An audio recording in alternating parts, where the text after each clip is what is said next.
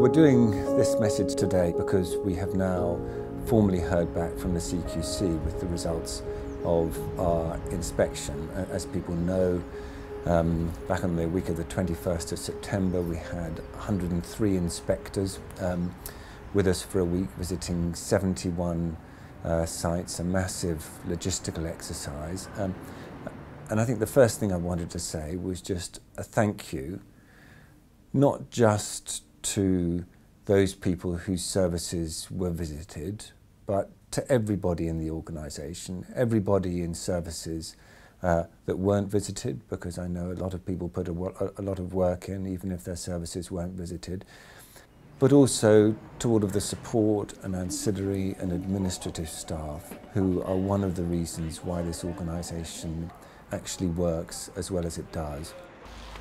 So the good news is, and it is good news with a capital G, is that the CQC has rated the trust overall as good, which actually I think is a tremendous result for a very large, complex mental health trust serving 4 highly deprived inner city boroughs.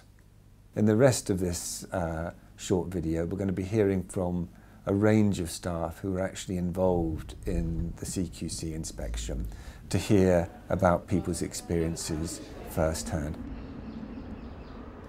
Well, we're here today on Chelsham House, one of the acute psychiatric wards for the mental health of older adults and dementia clinical academic group, and we're just about to start a group called Singing for the Brain. Stretch, big stretch. Breathe in. So the idea of recovery in older adults is about continuing to be me, and the use of music is a fantastic opportunity to do that. It helps people reconnect with positive experiences in their life. It's very relaxing. It encourages people to feel socially included in the group setting, and above and beyond, it's absolutely fun. One of the things the CQC talked to us about during their visit and in their report was about really making sure that we think about the care and the compassion we deliver to our patients. And I think Singing for the Brain, which includes staff and relatives if they wish, is a really good example of that. Certainly for, at times it was tough for us, some of the feedback. There were some fantastic times and some very stressful times, but there's something about being together as a team. One of the things we said to each other was, it's about being supportive going forward. We mustn't turn on each other, if you like. And there's a strength in the team working. Everybody's got something different to offer, and we really showed that we could work well together. Certainly one of the things that the CQC did comment on was the staff. The staff they saw as highly innovative. They saw things here that they hadn't seen in other organisations, and the fact that the staff were consistently caring across the organisations, which just means so much on a day-to-day basis to service users. I think I have never had the experience of seeing people work so collaboratively in such a focused way over such an extended period of time, and actually to really see some differences. The changes that were made were not made for the CQC, they were made for service users in this organisation, and that's been very positive to see, and it's been great to see that it's not just the clinical services that stepped up and really put huge energy, but some of the backroom services, the porters were exceptional during the week.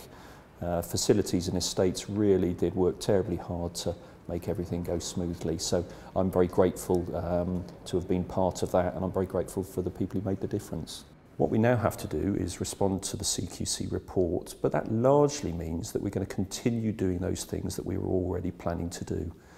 We know, for example, we have a lot to do about improving the way that we record risk, we assess risk, and then we translate that into planning care together with service users in a collaborative way. We know there are some issues about environment that we need to do much more work on and improve the environment further, although a lot of work has already happened about it. So we can just tighten up on that and reflect a bit more on how to do that better. The icing on the cake in a way is that 2 of our pathways, both of our learning disability pathways, inpatient and outpatient, were rated outstanding, and I think we should celebrate that as a terrific achievement. Have a look at it maybe and see what you think. For our National Autism Unit, the CQC fed back that they found a very visible, effective multidisciplinary team working in a creative way to provide individualised personal care for people with autism. So that's fantastic achievement for our staff. And they worked very closely with service users and carers in terms of delivering personalised goals and achieving those goals in their care. For our community mental health learning disabilities team, again the CQC inspection team highlighted personalised, creative, innovative care for our population with learning disabilities. The CQC also recognised, and this is really brilliant I think, the integrated academic approach that we have taken within the service to support staff so that staff feel that they are developing in their skills and they're able to try new ways of working and be much more innovative in their care. And so the CQC have pointed out our out-of-area placement team and our enhanced challenging needs team in terms of trying to support people to remain in the community.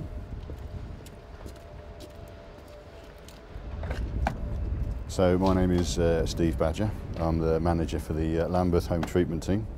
It's a large multidisciplinary team that works across the borough of Lambeth, working with people in acute mental health crisis, ideally as an alternative to hospital admission, but also to try and intervene early and prevent those crises developing to the point where someone needs a hospital admission. He does seem quite preoccupied and distressed with what would seem to be fairly intrusive auditory hallucinations. I sat down with a couple of the inspectors and we spoke for quite a long time. It was a good couple of hours where they wanted to find out about the processes we've got in place within the team, how we kind of do what we do, how we ensure good practice and good patient care. They wanted to look at some of the patient records. They were very keen to speak with patients and carers as well, so we had to make sure they had that opportunity. They also spoke at random with individual staff within the team. Patients often find themselves in quite difficult circumstances, and the role of the nurse going out into patients' homes, trying to help them make sense of quite difficult thoughts and feelings, and often quite difficult social situations as well. It's not always an easy job, and people do work very hard day after day from 8 in the morning till 10 at night to try and do that job to the best of their ability. And I think that the good rating is a reflection of that. Forensic services was to receive a needs improvement rating.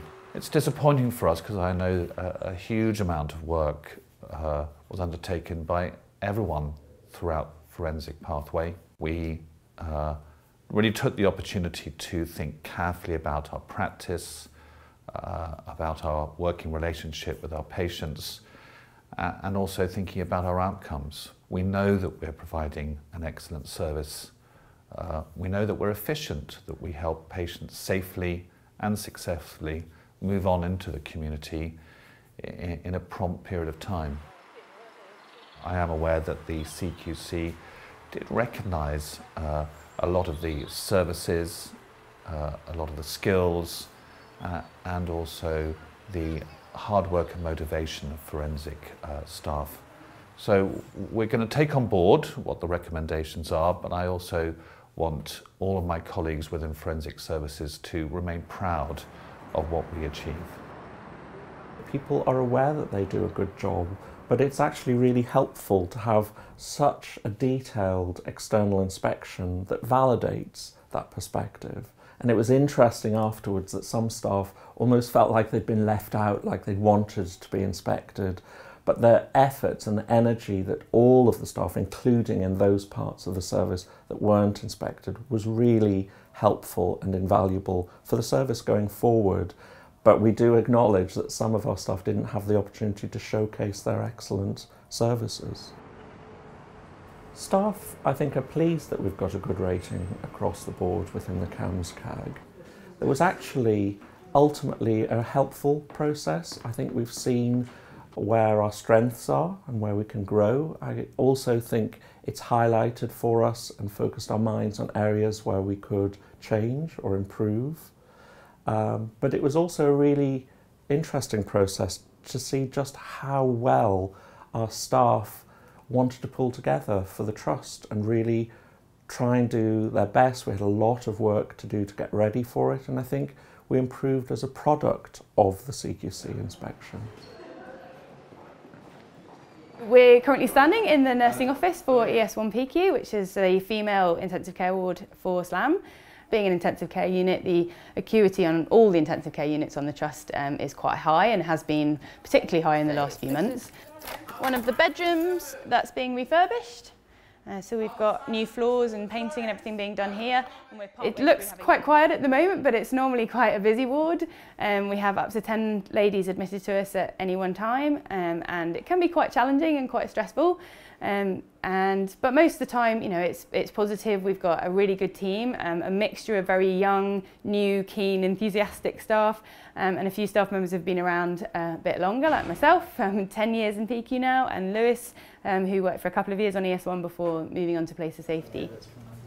One of the things I'd like to say is to thank the staff, particularly from within my own team, who are having to work in a new way, moving from site to site, facing different challenges on a daily basis, and just acknowledge the fact that they've done that with enthusiasm and professionalism, and I can't thank them enough for that. So I'm David O'Flynn, I'm a consultant rehabilitation psychiatrist working in SLAM, and we're on Tony Hillis unit, which is a specialist unit for men with complicated psychosis and issues with challenging behaviour, things like violence.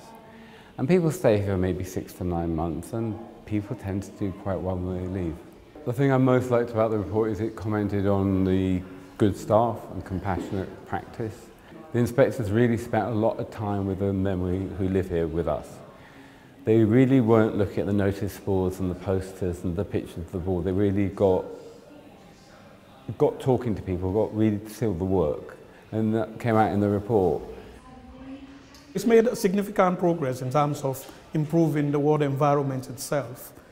The idea of the tea bay is a great one, that our clients have to have 24-hour access to tea or drinks, which we're working on, and we'll make sure we get that sorted. So few things they've pointed out. It's nice to have fresh pair of eyes to walking onto your ward and say, why do you do this? Because they queried. We had a serious incident where we had to close the tea bay for years. And they said, well, why don't you review? And we looked into it, so we're dealing with that. So you're here today in this ward that's this locked ward for people who have reputations of being risks to others, and you can see it's a happy place. The staff and patients are laughing with each other, we're mingling, we're sitting in the middle of the ward, people are being interested. So it shows, I think the message is you can work with men with long histories in a positive and a creative and a happy way, and I think rehab should be fun, and that's what we try and make it here, fun. The first next step is that we have a large quality summit on the 20th of this month, when we'll get a chance to hear from the CQC in person. I will be presenting our action plans in relation to the inspection report, but importantly we will have an opportunity to discuss the report and our planned actions with a wide range of local stakeholders. Being rated overall as good does not mean that we do not recognise how hard each day at work is for a lot of staff in a lot of our settings. The action plan will focus a great deal on some of the issues that are making working life challenging in those environments. But I would hate to think that anybody heard me speaking now and felt that their lived experience on the ground of work on a daily basis wasn't being recognised. I think good is good, and we should all feel good about that. It's very difficult to condense what I've learnt from the visit into one statement, but I will say that I realise that I have a resilience for continued hope and optimism that we can always make our services better.